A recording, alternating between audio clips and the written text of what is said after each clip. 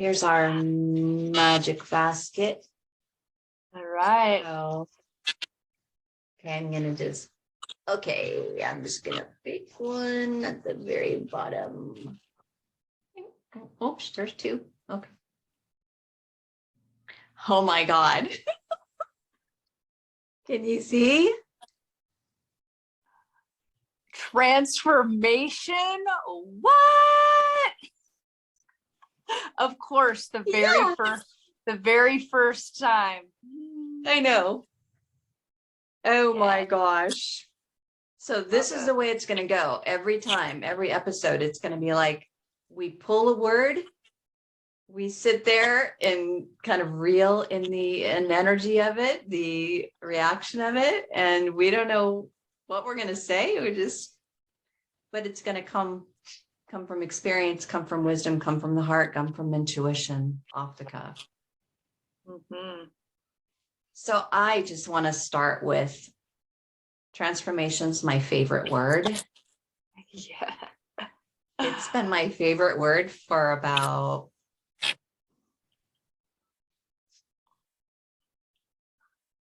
I guess I would say 2012, when I had this idea for this go-to destination, and part of the name of it was transformation.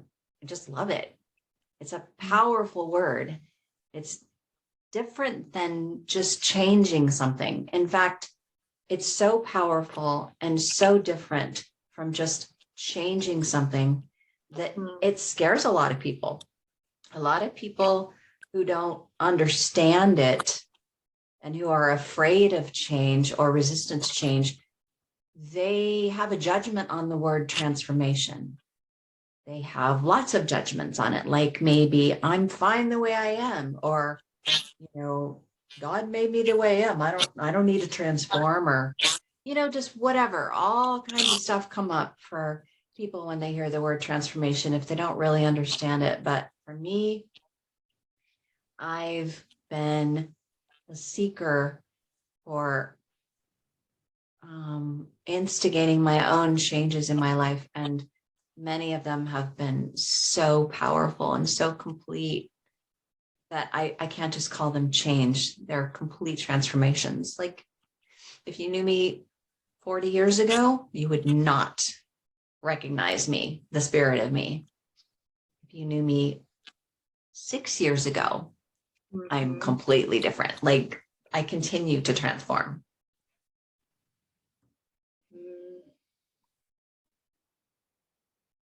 What are you feeling, Kat? Oh my gosh. What you just said about, 6 years ago, and I would say 2 days ago. Sure. Yeah. It's like, I think that there's, like, if we look like at a longer amount of time, there's more. Like, there isn't like 6 years for me versus 2 days. However, even in the smaller amount of time, we are consistently changing, right? It's like plants. There's actually a spiritual teacher. His name is Swami Chettananda. He's an amazing teacher, and he wrote a book on everything is created to change. Is a profound book, Swami Chettananda, and I can't remember the title. I love that. All my books back in Cali. I can attempt to get the name of it, and then maybe you can somehow put it out somewhere for those that are. Great book. And so talk about we're meant to grow and change. Yeah, that's like one of his main teachings. Like, we are meant to consistently be transforming. That's another big teaching I got from my spiritual teacher, who I still work with. Not to ever, ever, ever get to the point where you think that there's not much change for me. Like, I'm like fully enlightened, or however us in the spiritual community like to, use spiritual cliche saying sometimes. don't do that. I mean, I was always taught that from her. Don't ever think that there is not something, that could be possibly refined, refined, polished a little bit, or lean. I don't even know the word because I'm still in like this heart space. Leaned out, but you know what I mean? Like not even polished, but released all the excess stuff that's not really part of you, like the layers. Shed them off. Well, looking on your own personal life, do you have an idea of when you first started on the path to, seeking transformation and understanding yourself in your life, whether it came from a place of, suffering or whether you learned it from someone, or can you remember? Well, I would say my spiritual journey, I feel I was super, super blessed to, again, have come across, a spiritual teacher, that I lived with. So I had a little, different situation than most that work with a coach or a teacher. I lived with her. I traveled with her, and I was her assistant. I would say that that's when it started. That was in 2012. I didn't know what a chakra point was. I really, I was a good human doing the best that I could, but I did not have any reference of any teachings, with, more metaphysical, law of attraction. We're creating our own reality, like all of that, was very, that's not true. I learned about law of attraction. I mean, that was back when I was married at one time, back in 2004. So I knew that. So incorrect. Getting more into like the nitty gritty, like chakra points, getting into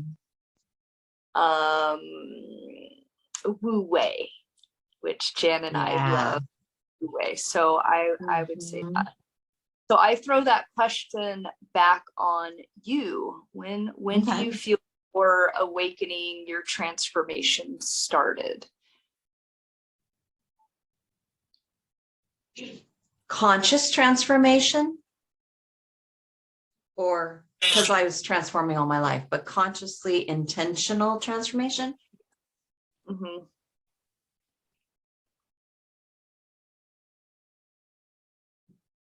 Probably when I went, this is the first thing I can remember, but it might have been before this, when I went to Est. I think I was 20 or 21, so 40 years ago. Wow. Really, literally, that's how long I've been on this path of intentionally seeking to know who I am and transform out of what doesn't feel true to me and good to me and all that. Yeah. I want to put a plug in for doing coaching with us right now. Little plug right now is that I was 4 years old when Jan was doing that. So like, that's another amazing thing about working with us. It's like, there is a vast age. Like I'm turning 24 in 2 weeks. Right? I'm 61. In her 60s. So there's a different experience. There's some, experiences Jan has gone through, from her being 20 years older that I haven't. So that's another really cool thing with working with two different coaches. Like you're getting such a broad spectrum. Yeah. I love that. Yeah. Oh my gosh. So yeah, we're always transforming. I remember first time I heard the statement, the only thing you can count on in life is change. Well, first I heard death and taxes, which was, I didn't really think that was really funny, but transformation, like change. I remember hearing And that really stuck to me because it was so true for me. The only thing you can really count on in life is change. But so much of humanity, including myself for years, really we hold, I use the word clench because sometimes we just freaking clench so tightly. We grip onto something, whether it's a person or a way of life or a house or a job, a belief, a possession.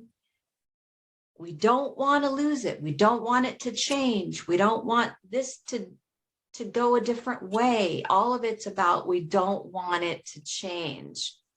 But the more you hold on to that and the more you resist change, the more you create your own freaking agony, your own suffering, your own hell in your own life, because you're going against, almost like going against gravity. Can you imagine if we like tried to go against gravity?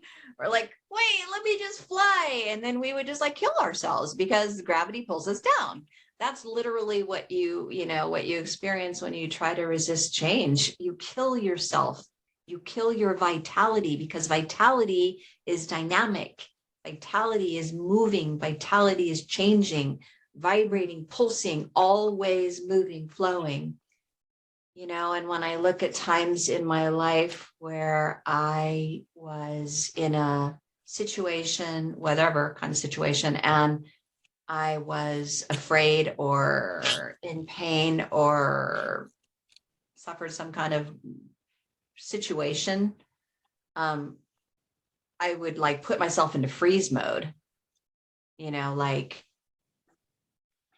part of it's just a result from being in the aftershock of whatever you experienced. You're just like, you just want to rest. You don't want to have to go anywhere, do anything, tell anyone. You like feel safe. So you just want to stay safe and you just like freeze yourself. You don't want to change it because you need to recoup. You need to recover. But sometimes it's after the fact that you've already recouped and recovered and you're still holding on to that freeze mode in yourself when you're resisting the normal urges of your body and your mind and your energy and your consciousness to move and shift and wake up and grow and take a step and try and cry and move your energy. And so when we get into that place where we're holding so tightly, not wanting to re-engage ourselves, we're really putting the pause button on our life and our vitality and our joy and our health. We're really putting the pause button on that. And when you put the pause button on your vitality and your health and your movement and your growth and your transformation, you put the go button on disease and sickness and depression and slow death. Yeah. Really. Transformation. Like, we're here to experience transformation. We entered the human body in the form of transformation. We leave the human body in a form of transformation. Everything's all we're here to do. Yeah, everything's always changing. And I'm remembering this was a class that I would teach at the drug rehab centers I was contracted with before I came here to Egypt. And I loved this class. And it was talking about transformation is happening when you are not feeling comfortable. I've had a lot of conversations with people and they're like, I'm just going through it. I feel frustrated. I feel confused. I feel like low self-confidence. And my response is always, usually shocking. I'm like, oh my God, I'm so happy for you. What do you mean? Right? And I'm like, that is so amazing. Like, you are like just about ready to bust out of the cocoon and fly into your new higher self. That's like, congratulations. Right.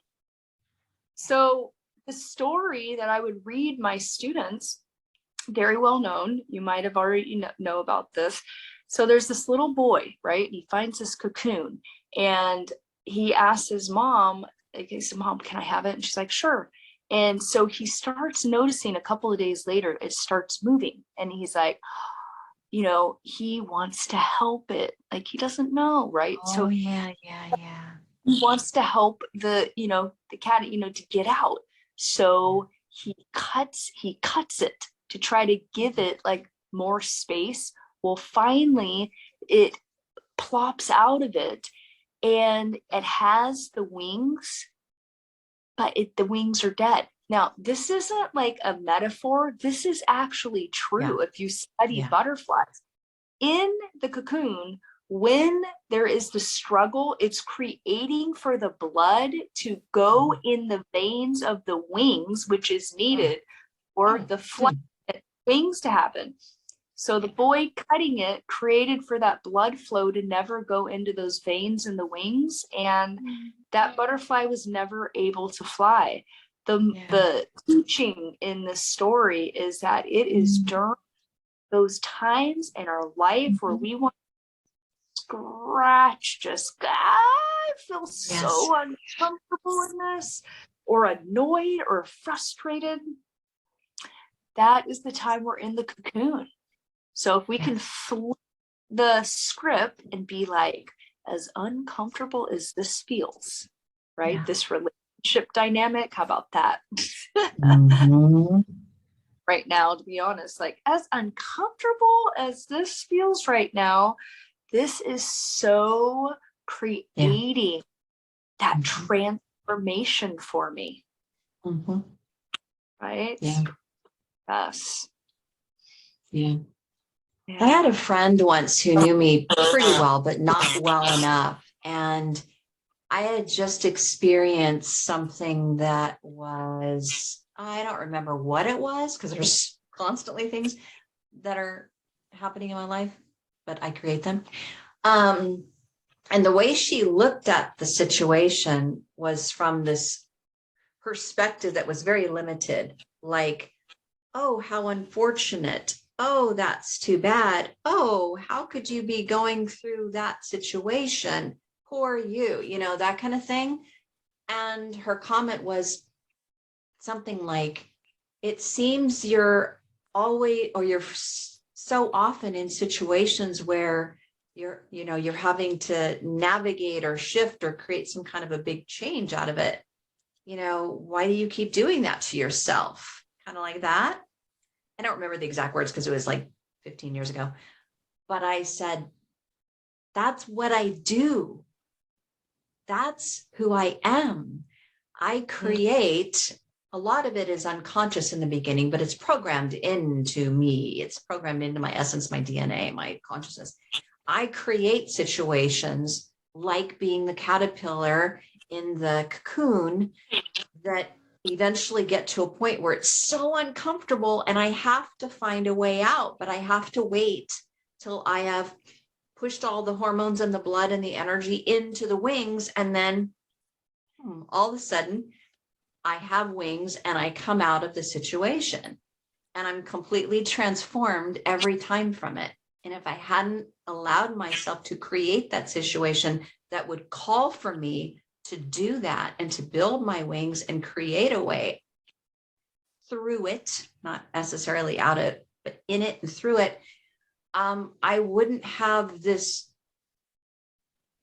huge superpower of wisdom in me, this huge superpower of compassion, because I can relate to people who have been in situations, and I wouldn't have this ability that is one of my gifts that I came here to be able to do it myself and then show others how to do it and show others that you're never stuck, you're never trapped. It's just part of the path. But my point is, for me, it's a self-designed mechanism. I've been doing this since I was really young. I don't remember how old, but I create a situation. I say yes to something, sometimes without thinking all the way through all the different possibilities, the A to Z. And I do that on purpose because my energy, my fuel, my superpower energy source is the boldness of saying, yes, I'm going to try that. Yes, I'm going to move here. Yes, I'm going to get to know that person. Yes, I'm going to start this business. Yes, I'm going to try this new thing, even though I don't know everything about it that someone else may want to know about it. I have this inner knowing that tells me yes or no. And it says yes. And sometimes I get in it and I'm like, holy shit, like just experienced 4 months ago. But I am so grateful for the outcome that the transformation brought to me, because if I didn't say yes with that boldness and that willingness to enter a situation that may eventually become uncomfortable and hard to navigate, so that I had to create the wings that would get me out in a new way that I've never gotten out before, I would not be the person I am. I would not be able to give these gifts, this wisdom, this intuition, this source of heartfelt compassion and guidance for others. And that's like, I'm ready to cry. Like, that's the beauty of it. Like, transformation it's my blood. Yeah. I love that you picked your most favorite word. Of course you did. I mean, I didn't, look at it. It just came out. I love it. Yeah. I feel for me, transformation, like the root for me, like what if I were to ask myself, well, what am I wanting to consistently transform? Right? So for me, it would be transformation on a daily basis to stay in, I call God consciousness. Mm-hmm. Some people, if you want to call it higher consciousness, yeah, the consciousness is love. Mm-hmm. Its root is love. It's kindness, peace, it's optimism, it's positivity, right? So for me, it's this consistent, transforming into more love. Yeah. So what I encourage my students, my clients, to do a practice at the end of the day. Okay. This is not, we don't want to do this practice to open up the doors of shame and guilt. That's, I know, and myself, that's a big part of our coaching program, is to start eliminating that shame and guilt bullshit cycle, a self-critic, because it's a hard to attain feeling in your greatness when you are beating the shit out of yourself with your self-critic. Like, I know that realm very, very well. I lived in it for decades. So I still have to be at times, like, if that self-critic starts to talk, just think, letting it, we're not going there. So the practice at night is to do a quick review of your day. Like, from the time that you wake up in the morning, all your interactions, depending on the day, I mean, it might be a lot, but this could be a 5 or 10 minute really rundown. I woke up, I went to the bathroom, I went downstairs, I had that run-in with my housemate, and you are observing how you showed up. Were you in God consciousness? The highest vibration of love. When the person was talking to you, were you really listening? Were you giving total human presence? Or did someone text you and you pulled your phone out real quick? We're all guilty of it, like giving, right?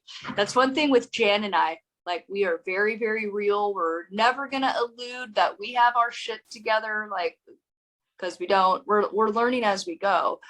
So you do this run through of your day, right?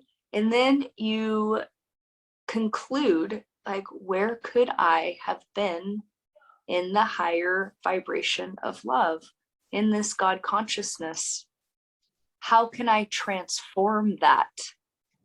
So next time my housemate is talking to me, or next time, I decide I don't want to go to the gym, I actually just do it, right? Rather than giving myself an excuse not to go. So I would really encourage everybody listening, right, including myself. Do I do this every night? Absolutely not.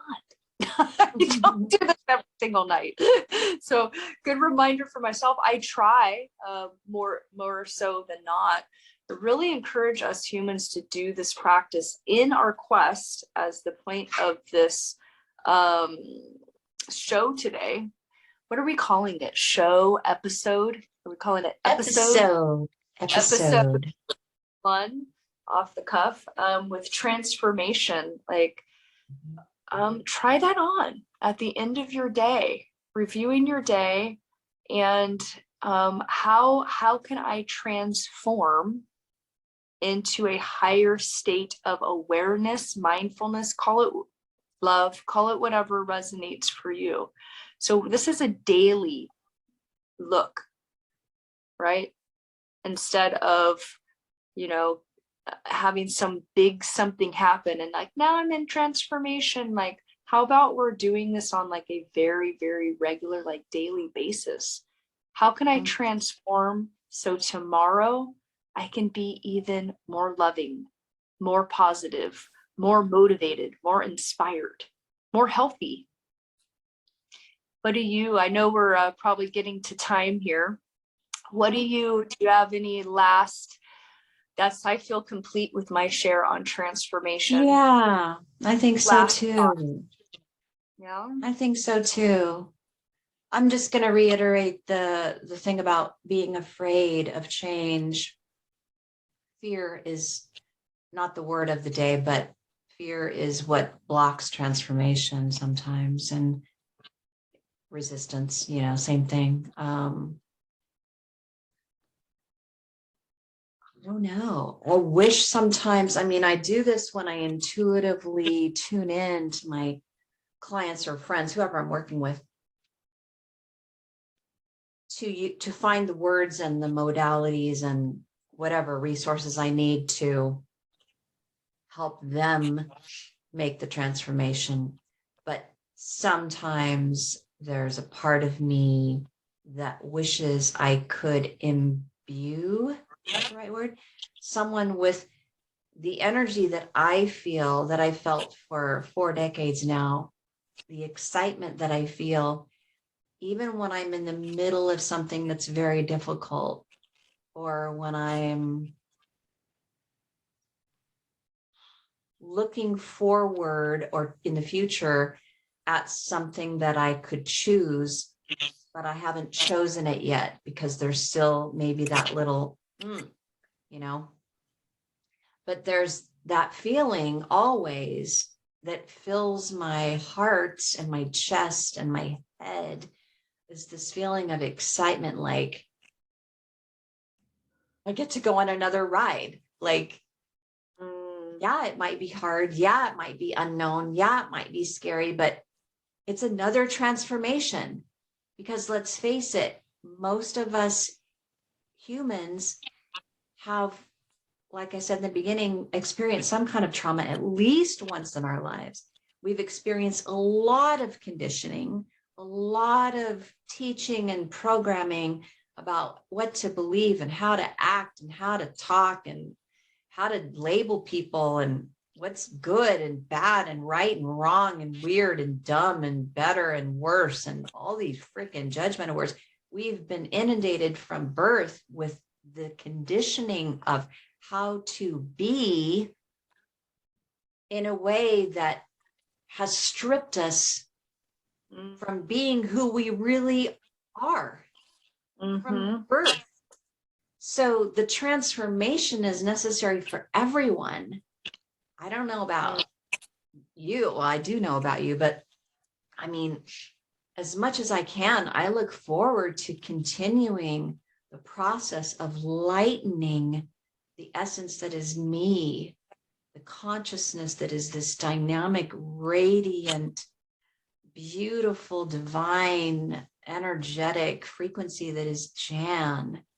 And the only way I can do that is to continue to step forward and say, yes, I will step forward into that new area, that new path, that new relationship, that new idea, that new business, that new journey, even though it might be scary and even though I don't know about it, because through, like Kat said, the evolution of the discomfort is where the growth comes. That's where the transformation is. And I will not ever say no to transformation. Yay. Well said. Well, Yeah. I have one last share here as it dropped in my heart to say, if you are watching right now, and I really felt like specifically the word that I heard is lonely. Okay. If you're just feeling lonely, consider possibly working with Jan and I. Oh, Like, wow. it's having somebody to talk with once a week. It's having a friend, right? It's having somebody that listens to you, that's giving you total human presence. It's having somebody that's encouraging you, that's like jumping in a think tank with you. It's Jan gets more into more of the therapeutic, like maybe working through some traumas. I'm more of like the motivational, like your now reality. What can we do for your health, your spirituality? If you're feeling like you need support right now, like you're knowing like something is not as in the highest that it could be, I really encourage you to reach out.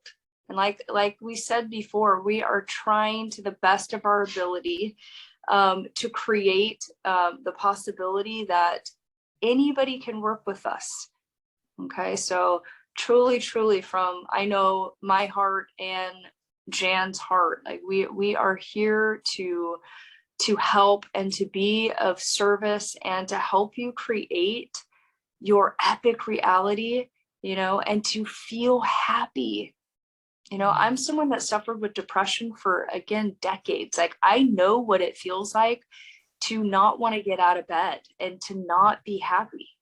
Yeah. So if you're feeling that way too, like this could be your like golden ticket, like the Willy Wonka, like in the chocolate factory. Like, we could be like your like ticket to help to achieve your like higher consciousness. So please consider, or if you're not feeling like, no, I'm actually kicking ass in my life, I think I'm totally good, maybe me talking right now, you thought of somebody that, okay, we would appreciate the referral. Okay. Or you want to take it up a notch, because there's no ceiling. There's no ceiling to the life that you want. Everyone's always on a quest for something that they don't have. Totally. Yeah. Everyone, our lifelong, that's what makes us humans. We're always experiencing contrast for what we had and what we felt really good about last month, and all of a sudden it's not feeling so great this month, and why am I not like on it? There's always another level of releasing, becoming more conscious, aware, letting go of judgment, more compassion with self, releasing the old stuff that's been tripping us up. There's always something going up a notch. There's always up. I use the word up, but it's not really up. It's more an expansion, expanding out instead of contracting. Yeah, that's a good, I like that you said that's a good point. I mean, like I had mentioned before, I still work with my spiritual teacher. Like I'm a believer that we should always be in some kind of self-observation, whether we're working with another person or we're reading books, but there is a consistent quest for expanding yourself. So Good point there, Jan. Like, even if you're a person listening right now and you feel like, I feel like I'm pretty much together. Could there be some places though that you could expand even more in? So good point. And I wanted to share also, I was so glad that you shared your suffering with depression for years, because it's so helpful for people who watch us, or any coaches or guides for that matter, to know that they weren't always this way. We weren't always able to sit here and have this overflowing cup of love and wisdom and intuition and energy to want to serve people and to help people. But for you, it was depression. For me, it was extreme shyness, like painful shyness. And at some point, it was the awareness that I could feel other people's energy when I entered a room or an area, and I could know and feel their thoughts. And it was part of the empathic ability that I have, that a lot of us have. And it brought me to a point where I thought, well, if I could feel their feelings and thoughts, then they can feel mine. Like, I thought it was a two-way thing. So I put up this invisible energetic armor. And so I never was really all me through most of my life, because I was walking around with this armor and, always afraid to show all of myself, always afraid to be vulnerable and transparent and completely authentic. And which is why those are my passions right now, is being that and helping others to be that. So, depression, extreme shyness. I also felt, and I know this is what a lot of people feel, I'm hearing it more and more, is that I never felt like I really fit in. And we're raised and conditioned to believe that we should fit in somewhere.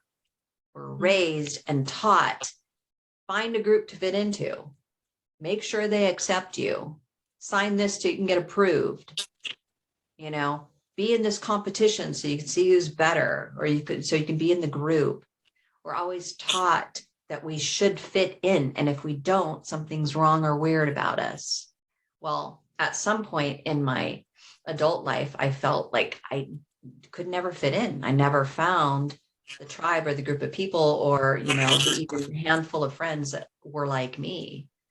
And I tried to stifle that.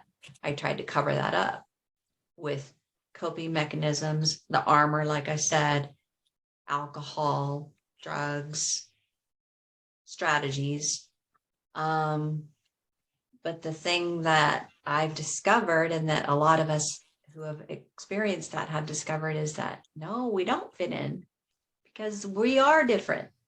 So what we were told was wrong about us or weird about us, there's a saying in Access Consciousness, the wrongness of you is actually the strongness of you. Yes. Whatever you're feeling here when you're watching us, whether you feel you're on your game, but you could go up another level, or you have suffered from depression or shyness or anger, rage, abuse, trauma, between the two of us, with the physical and spiritual with Kathleen, and the mental, emotional with me, and the intuition that we both bring, this is an amazing opportunity to work with us on a weekly or bi-weekly basis. So be sure and check out the description box below. You can see us every Sunday on Facebook and on this channel. And what else was I wanted to chime in with that, because I think we both agreed on this, that what our intention on doing this and having it post on Sunday, okay? Yes. Is this, what, there is something sacred about Sunday. Me personally, I don't do the church thing. I mean, I used to way back when, but that doesn't resonate for me anymore. However, I still hold a sacredness to Sunday. I tend to not work. Like that is a day that I don't do work. It's more of a day of slowing down, really, really slowing down. So our intention and our suggestion, okay, watch this on Sunday morning, right? Have this be, if you don't already have something, have this be your Sunday morning or afternoon, whatever flows, but have this part of like your spiritual Sunday to watch it. And our intention here is with also with whatever we talk about, that it brings some kind of new wisdom or some kind of motivation or inspiration. So that is like your sermon. Like this is your church in a more like, in a more of a conscious way. Okay. So whether you listen to this and you do go to church and you listen to it after church, or whether you're sitting by yourself having coffee out in your backyard listening to it, or whether you're meditating and then you listen to it after, or you listen to it in the evening when you're just relaxing for the day, you know, turn it on and go back to the beginning too of this video, because that's where we talk a little bit about what this show is about, called Raw and Off the Cuff, and what we're committed to, and what our specialties are, what our offerings are. And yeah, either go back and listen to it in the video or go read it in the description box or both. So yeah, I am so happy we did this. I feel so good. Oh my gosh, I am filled with so much joy. Thank you, thank you, thank you, my sweet, sweet sister. And thank you to whoever's listening right now for, if you got to the end of it. I know it was some time long. Yeah.